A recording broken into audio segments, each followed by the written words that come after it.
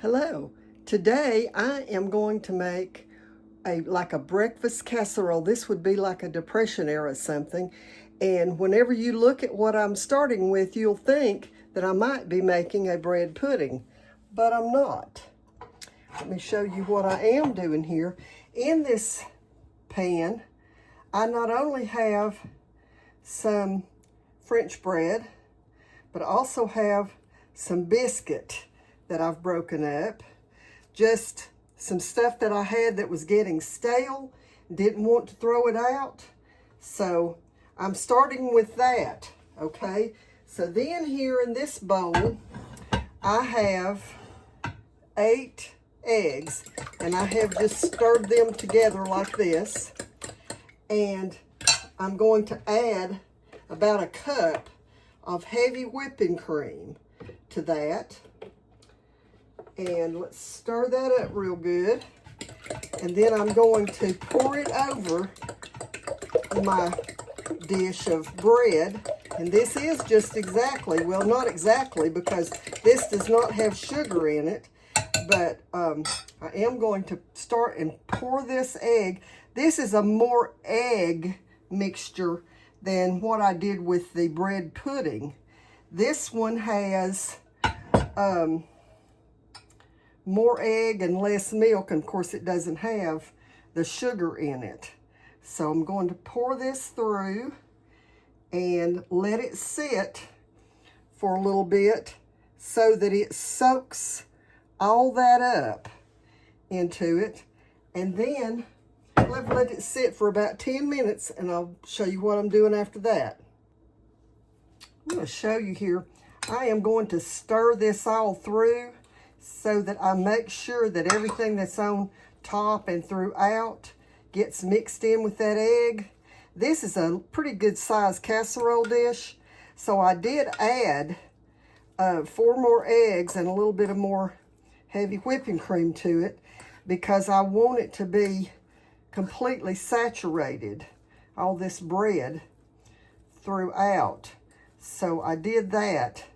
I'm still going to let it sit for about 8 more minutes. But I just wanted to show you that I do stir through it like that to make sure that all the pieces are covered in the egg mixture.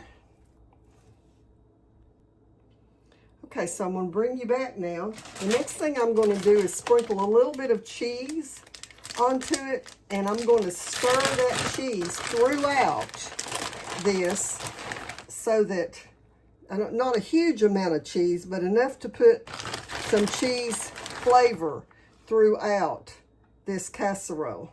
So I'm going to do that, and then I'm going to kind of just stir it through so that, because I am going to top it with a little bit of cheese also.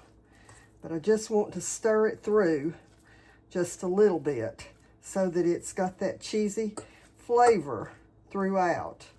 So, okay, so I've got that pretty much throughout now.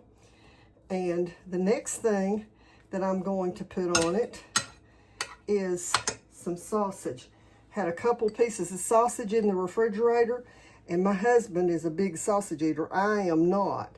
So I'm only going to put sausage on a little bit more than half of it, and leave some of it so that I don't get the sausage. But anyway, and you can put all kinds of stuff throughout this to make sure that, you know, that you use up your leftovers. I mean, I can think of any number of things that you could put on it. Here's some tomato that I diced up. I had a little bit of tomato left from making a salad. And so I'm going to put just a little bit of tomato throughout this entire casserole. And just enough to add just a little bit of tomato flavor throughout. And then I'm going to cover it with the cheese, and then I'm going to bake it in the oven on about 350 degrees, and I will bake it for about probably 35 to 45 minutes. You just have to kind of watch your oven to see you know, how your oven how it looks in your oven. I want it to all the cheeses and everything to get melted. Of course, the egg and everything needs to be cooked. And make sure that, you know, that the cheese gets a little golden brown on the top.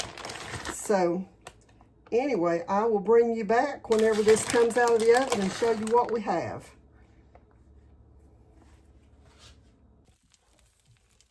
I just want to let you see this.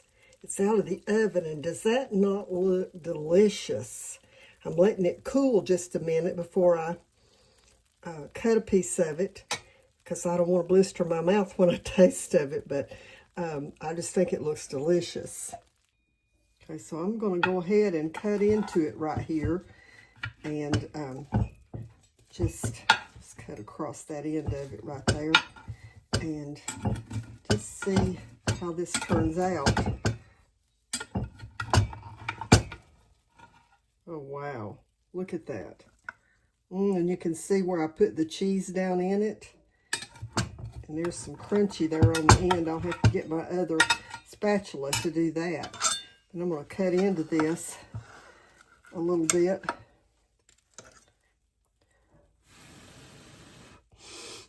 Smells so good. I can't wait to taste this, y'all. It smells, I was smelling it throughout the house while it was in the oven.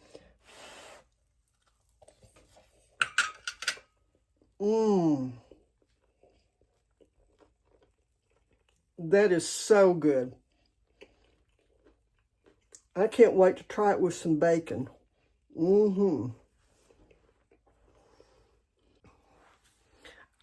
I meant to tell you all earlier that I did sprinkle that with some salt and some pepper. And the only thing I think I'll do next time that will be a little different will be to add some butter to it, some real fresh butter. But to put the butter in there with all that bread will make it, oh, just that much better. But anyway, it's so good. I hope y'all try this. Let me know if you try it, and let me know what you think. So until next time, God bless you.